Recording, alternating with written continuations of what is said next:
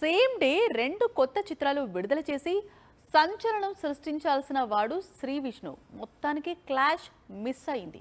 కాకపోతే వారం గ్యాప్లోనే రెండు సినిమాలు విడుదలవుతున్నాయి. ఎలాగో క్లాష్ మిస్ అయింది. రెండు కొత్త చిత్రాల మధ్య గ్యాప్ అయినా పెంచవచ్చు కదా.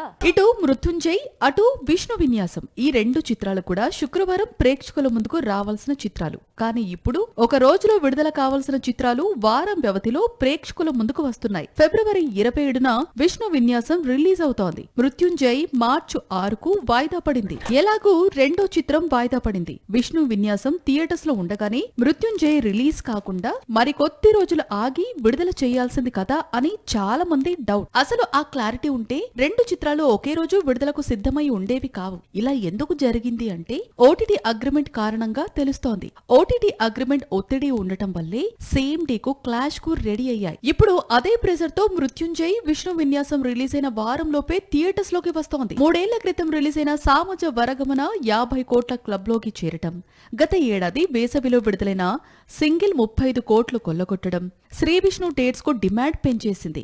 దీంతో ప్రస్తుతం ఈ హీరో దాదాపు 10 చిత్రాలకు పైగా నటిస్తున్నాడని తెలుస్తోంది.